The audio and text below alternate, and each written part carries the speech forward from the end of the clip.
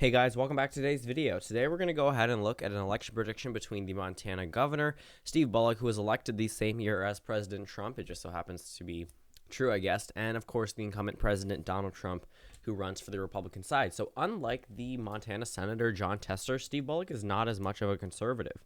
When we look at a number of his policies, he leans a little bit more left than we see with other Montana statewide politicians, and also the margin that he won by was not as big as the margin that Donald Trump won by. Considering that Donald Trump was a Republican, Steve Bullock did pretty well for a Democrat in Montana. But considering they're on the same ballot, it also just goes to show that Democrats can win in states that Republicans typically carry, and even in a presidential election, these states aren't really that partisan. So we're going to go ahead and start off, again, like usual, with all the safe states for Donald Trump. And this time it does not include Montana or North Dakota just yet. Nebraska second, not really. But the South is still pretty conservative. I mean, that's not going to lose its identity for someone who comes from a state like Montana. If it was maybe somewhere in the South, it could get a little bit closer. But again, these are just Republican territory, not flipping in a long time. But we go over the West, as usual, boost up the Democrats right away with just a couple of states, and then we go to the Northeast, has the same exact effect, and then we'll start going into swing states that actually matter with the elections. So I believe these are probably around the same number of safe states that we have to fill in. So we have 198 electoral votes, currently too close to call, between Steve Bullock and Donald Trump. But you can really expect Donald Trump to hold on to, again, those typically conservative states of Georgia and Arizona, as he did against Hillary Clinton, and as Republicans have been holding these states since the year 2000. And Steve Bullock, not that much of a conservative, really doesn't have a real shot at winning here. Just Donald Trump would have to hold on to his voters, which he likely will in an election like this. So Donald Trump at 184, Steve Bullock at 183. When we go over to Colorado and New Mexico, these are Democratic states, especially since Steve Bullock comes from a state like Montana. I mean, his sphere of influence is definitely going to be higher than someone who comes from the Northeast. And again, he does lean a little bit more liberal than other politicians out of Montana.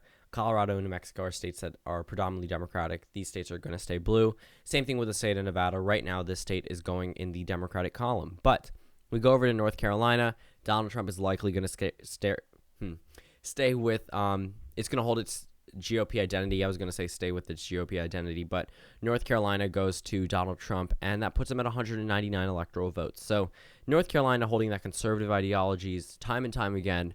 We really don't see it flipping for someone who's more of a liberal from Montana, but we go down to Florida.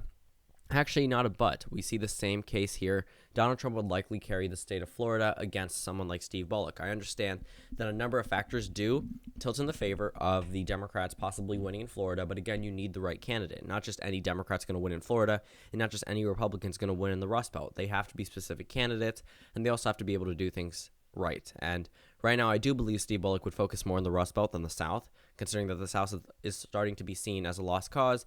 And in 2018, the Republicans actually have a real shot at carrying the Senate race there. It's not going to be the main focus of the Democrats, considering they've lost their main voting base in the Rust Belt. I don't know why I can't talk today, but so Donald Trump is at 228 electoral votes, Steve Bullock at 203. Virginia, that one's not going red. It hasn't gone red in a while, and again, it's turning a little bit more Democratic every year, even like we saw in the 2017 governor election. That one's not going red in a while. Ohio, I still believe, will narrowly land in the Trump column. This puts him up at 246 electoral votes, and in Maine second, I do see a Trump victory, putting him at 247 electoral votes. Keep in mind, there are some other conservative states, like North Dakota, which are going to go to the president. I understand Steve Bullock comes from a state like Montana, but he's probably not going to flip. A state like North Dakota it could get closer than 2016, but it's probably not going to flip. Go over to Montana, though. I do believe Steve Bullock would carry his home state. He was able to do it back in 2016, and considering that he is from that state, statewide recognition, I understand Trump is known nationwide across every single state, but right now I do think his ground campaign would be a tad bit better, and again, Montana voters aren't that partisan. They were able to elect a Democratic governor the same year they elected a Republican president, which was pretty interesting. So Trump is at 250, and Steve Bullock is at 219, flipping the state of Montana, the only state that's flipped from 2016 so far. We go over to Nebraska second. I do see Steve Bullock narrowly carrying that Nebraska second district.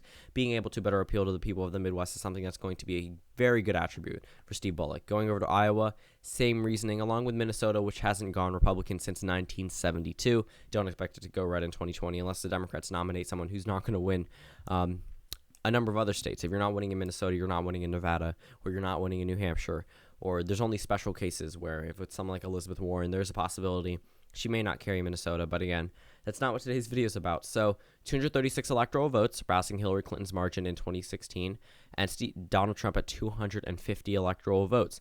We go over to New Hampshire. That one is probably a pure toss-up right now. I don't want to go to, but Maine at large, I do see going to Steve Bullock, retaining its Democratic identity. Michigan, this one puts Steve Bullock over the top over Donald Trump right now. I see Michigan going to Steve Bullock for right now, and this may seem a little bit weird, but when we go over to a state like Michigan, again, the Midwestern appeal is going to be something that's very helpful.